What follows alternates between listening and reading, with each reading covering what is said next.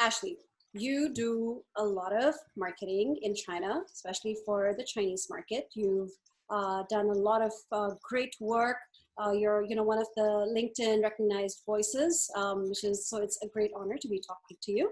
And I would love to get some insights from you on what do you feel is happening in marketing right now, especially in China, especially during the COVID-19 times. How do you feel marketing in China is being affected? Well, right now is an interesting time because essentially there are two lines of thought. One line of thought is you shall stop doing all marketing. You shall basically right now mostly do storytelling and talk about, your values and try to connect with people at a deeper level and try to communicate actually quite sparsely, rarely. The other line of thought is this is a great opportunity. This is a great time to sell as well because people are looking for solutions, because people are stuck at home, because people's preferences are changing, etc. So what is my standpoint here? It really depends on your brand.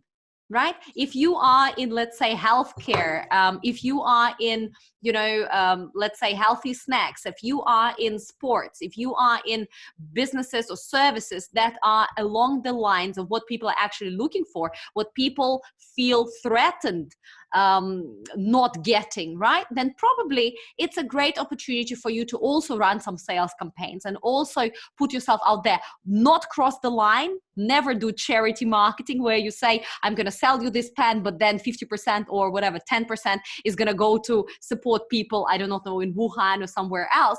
This will be frowned upon right now. But if you're bringing people solutions, if you really understand what is this new problem that people are having, and you have a solution for them, for this specific problem, I think sales campaigns are quite decent.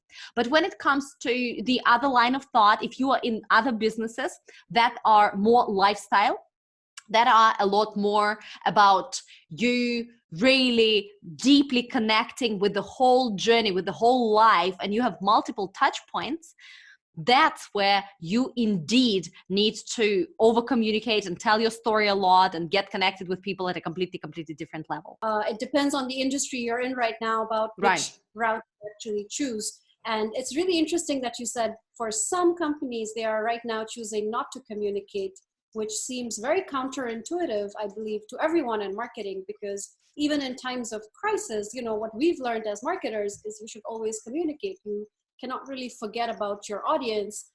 And right now, especially, we're hearing a lot about marketing that needs to be focused on very sensitive personal topics, and marketing that has to really take everything into context.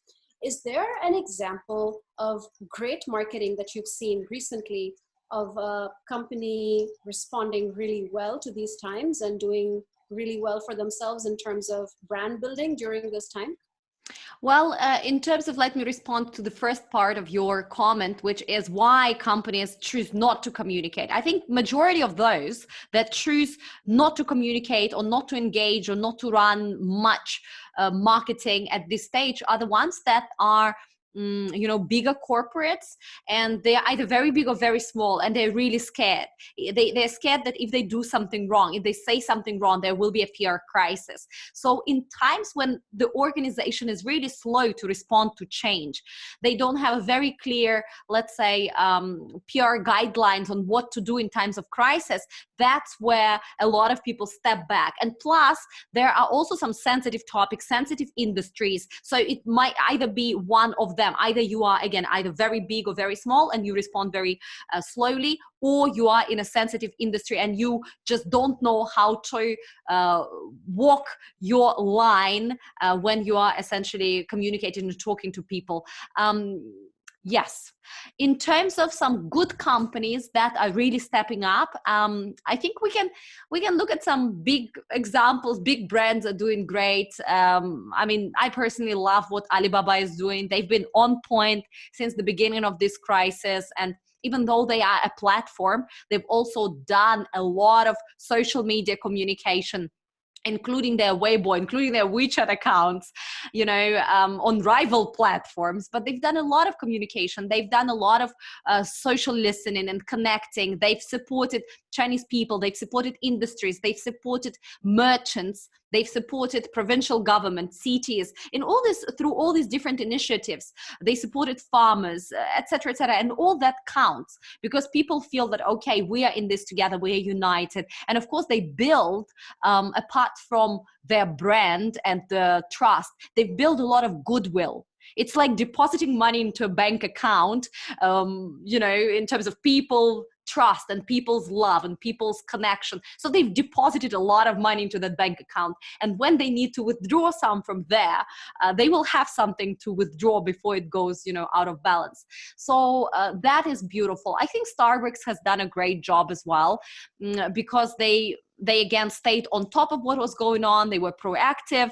They stayed, even though they closed most of their at the peak of this crisis, they closed most of their stores across China. Right now, most of their stores are operational, but they never stopped delivering, right? So they were, again, a part of the conversation. They were never running away from it, which was very interesting. I also feel that a lot of local brands, Chinese brands, be it in fashion or snacks were like booming through the roof, or even some tech brands, let's say television, phone brands, etc. They've also stepped up a bit, and they communicated with people from that unity point of view, saying that, again, we are in this together. And even though we are a small company that does snacks, we are going to donate a lot of money. We are going to, do and support people in these circumstances, in these situations. And yes, we know how you feel right now on the lockdown. So let's, again, talk about it, share about it, and let's have fun all together. And let's make the best out of this situation. So that was the general attitude. And I think that this will also add a lot of goodwill and kind of upgrade the brand of many Chinese brands, because through this crisis, people again came together much closer. It's really interesting that you brought up Alibaba. That's actually, that's one of the first examples I noticed as well. Very agile marketing communication. Back in Feb, when we were first working from home, they were already putting up photos of their employees working from home across different platforms. And you're right, they are a platform, and they could choose to be faceless because they don't actually need to go that extra mile. But the fact that they, as a Chinese company, as a really big brand, are choosing to focus on the human side really speaks a lot. Are you guys doing something different as a company during these times? Absolutely. I think everybody is affected, and we are not immune to that. So my company is based in Hong Kong, and most of my people are from mainland China, but they are based in Hong Kong. And many of our team members are also from, all around the world. We've got Canadians, we've got Russians, we've got Filipinos, etc., etc. But we've also introduced home office arrangements. So it's been week 3 now since our home office arrangement, and people can choose to go to the office, but essentially I would say 90% of our team is working from home. We have introduced new project management software. So we're right now using Asana. Previously, we preferred, face-to-face kind of communication and project sheets on Slack. So we've done that. We are also over-communicating with each other. We are on the phone, on video calls all the time. And this has been a very interesting transition. Everything is becoming even more digital. If previously we had, again, a lot of offline kind of get-together events with our industry. So right now, everything is basically a webinar, everything is a Zoom call. So we also started our webinar series, right? This Thursday, we're going to have season number 3, not season, but episode number 3. And that's been extremely popular. I always thought that webinars, maybe 30 people show up, but it's been phenomenal because we've got 250 people registering and around 150 people actually showing up on the day, which was, for me, to be honest, a big kind of surprise. But we'll have to see whether this is just because of the current situation or it's going to continue long term. But yes, there's been a lot of changes. You're right. All of us have had to change the way that we work. I am curious, have you changed anything about the way that you communicate and market yourselves, your brand, during these times? So in terms of communicating and marketing our brand, we have done, as mentioned, a lot of webinars right now. We have also started communicating, I would say, a lot more on other platforms. This has been like, for instance, on Instagram and Facebook, etc., because again, we're talking about China. So our education, our marketing is all focused on education. I believe that the best marketing is teaching. So we are teaching people outside of mainland China, people doing business with mainland China, about the opportunities in the market, about the local consumers, about the local platforms, about the local realities. And if they can do it by themselves, that's perfect. Let them do it by themselves. If they can't do it, they essentially are going to come for help. So that's where we are coming from. Hence, communicating and bringing different formats, such as content in a video format, such as content through a webinar, was the core and heart of what we are doing. I have also started doing a bit of videos and expert and interviews. And actually, a good friend of mine working for a media agency and being a journalist herself, she said that right now they receive more than 70% more pitches for stories, because everybody's sitting at home and experts are suddenly available. So it is a phenomenal opportunity to keep growing your, first of all, pool of knowledge that you can share with others, and that's how you build your credibility. It's a phenomenal opportunity to invest in your personal brand, into your digital reputation, and it is a phenomenal opportunity to connect with others and interview other thought leaders in your field to put together something joint, like a joint show, joint talk show or something like that, because everybody has time and everybody wants to get more eyeballs and more exposure. And I believe that everybody also wants to bring more value to people in their network. The strongest brands that are going to emerge from this are really the ones that are looking at this as an opportunity, as hard as that is, because it is not easy. It's definitely not something that we can. I think I saw this really interesting quote on the internet a few days ago, where people were saying that, of course, this is a good time to try to learn new skills and do things differently, but it's not that we are just working from home in a kind of vacation or it's not that we are at ease. We are actually in a time of crisis and we are under stress. So anything that we can do as an innovation during these times is actually quite miraculous. It's something that we cannot just take for granted. I wanted to switch gears a little bit and talk about Ashley, the person. I wanted to ask you, what was the last new thing that you wanted to do, and did you get to do it? Well, the last new thing that I started doing was definitely singing. I also started doing yoga classes. I also started dancing, and right now I'm into Roomba dancing. I've been learning psychology forever, so I continue learning psychology right now. So it's not something new, but I had opportunity to finally pick up my master classes, some of the courses on entrepreneurship and psychology of negotiation, which was very beautiful because I could do it, together, not just by myself, but together with my husband. And it was a great bonding experience as well. But out of the most fun experiences that I've been through over the past couple of months, it has definitely been, as mentioned, yoga. I haven't done yoga in my entire life, but right now it's all about body alignment.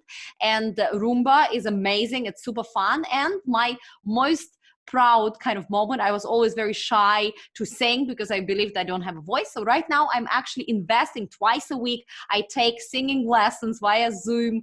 The lady is absolutely phenomenal. And it's good for professional speakers. It's good for people that have aspirations to be public personas, to control their voice and to speak with their voice. So it's been a fun and also very useful experience.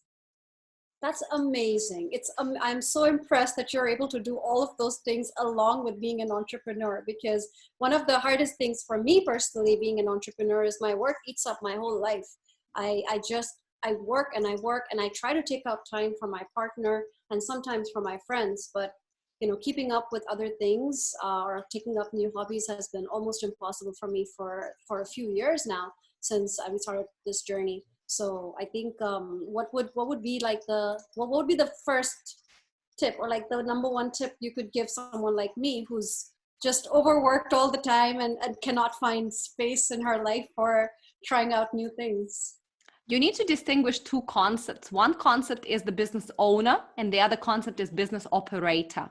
So when we talk about an entrepreneur, for the first couple of years, you are the business operator. Like if you are not there, you are the expert, you are the engine, you are the everything. And if you're not there, either it is an illusion, or in some cases, this is the truth, your whole business is going to fall apart. So you need to really babysit every step. But as you move along, as a couple of years pass, you need to, and in fact, it is a must, you need to transition to a different role. And that role is of a business owner, not a business operator. I have a team that is able to support me with managing clients and with hopping on the call with all the people that message me on LinkedIn. And if I was not either willing or able to delegate those activities, I think I would totally have gone mad, just because each person has 24 hours a day.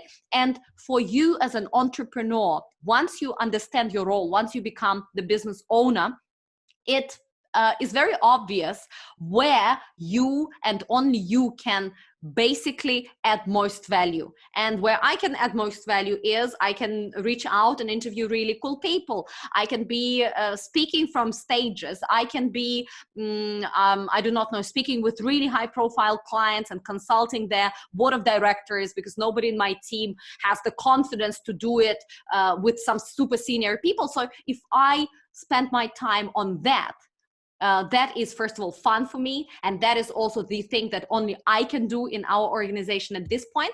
Then I have a lot of time to, first of all, think, because as a business owner, your job is also to think, to have a vision, right? And I have a lot of time to pursue other passions. As a business owner, you need to have high energy, and you really need to have that passion. In order to keep your passion high, you need to do things that you love and enjoy. You need to keep learning.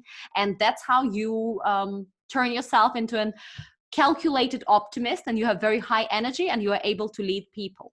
I think there's definitely a lot for me and other folks, overworked for folks like me, to learn from that. I think a lot of it has to do, like you said, with automating the operational aspect of it, so that you can remove yourself from the day-to-day operation. And that's definitely something that I am very involved with, because I direct all the videos that we create myself. I also do most of the script writing myself. So I still try to I still try to be in that position of creative control very much. And that's something that I have to kind of really figure out, I think, for myself, how to move forward. What would you do as a job, even if you were not getting paid for it? And the flip side of it is, what would you not do as a job, even if you were getting paid whatever you asked for it? Right. So in terms of what I would have done, even if I wasn't paid for it, I think I would have definitely been a public person, even if people wouldn't pay me for that. But with being paid, I think, a different glare also comes to you, because you just feel that, okay, I have something to contribute to the world, and the world is sort of giving me back that as an energy, and money is nothing more than energy, right? And the resource that you can use to fuel more projects in your life. So I would have definitely wanted to be a public person. I would have wanted to be a blogger. I would have probably wanted to be an actress. I would have definitely wanted to teach somebody something that I know, because I do enjoy, passing on the knowledge, because I feel that I received the knowledge, I can digest it, and I can give it back. And somebody will hear that knowledge from me in a different way, through a different angle, and will understand it much clearer because of this digestion that I've done. In terms of something that I wouldn't do, even if somebody paid me, I wouldn't have worked, I don't know, maybe some nasty people, nasty environment, somebody that I really don't connect with. Doesn't matter how much they pay us. If somebody is disrespectful, if somebody is, be it a company or culture or the person, I think you can't pay me enough. Like, honestly, people cannot afford me if that comes to that. So that is why I'm very fortunate to have my own business, to basically select people with whom I work, whom I take onto my team. And also I'm able, because of the whole thought leadership, and that wasn't the case always. There were times when we would take any project because we had to pay our our bills. But right now, as you grow bigger, you're able to cherry pick the projects and the brands and the people that you work with also as a client. And that gives you immense pleasure because you are essentially surrounding yourself with people that are like you. So yeah, when I think about it, I think the people and the culture and what actually is behind it, anything that's evil or negative or like thriller or drama, I really don't like. And that is truly so. I was just saying that, you know, as what you said makes it's really ringing all these bells, because as a young company, we've had those experiences. We've learned the same lessons the hardest way, where we've gone into projects without actually figuring out, you know, if the client and if we actually gel, if we are the right match for each other. And we have not been in a position to really be choiceful of the projects. So it's great to hear that it gets better. The last question is the hardest lesson that you've learned in China. The hardest lesson that I've learned in China. Mm-hmm.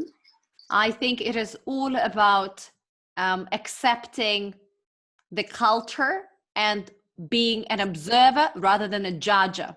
When I arrived to China many years ago, I was young. I was 17 years old, and I was idealistic, and it was all about judging, you know, somebody's talking too loud in the restaurant, and somebody's staring at me, and somebody's dirty, and somebody is impolite, and somebody's that. And I would judge a lot of things.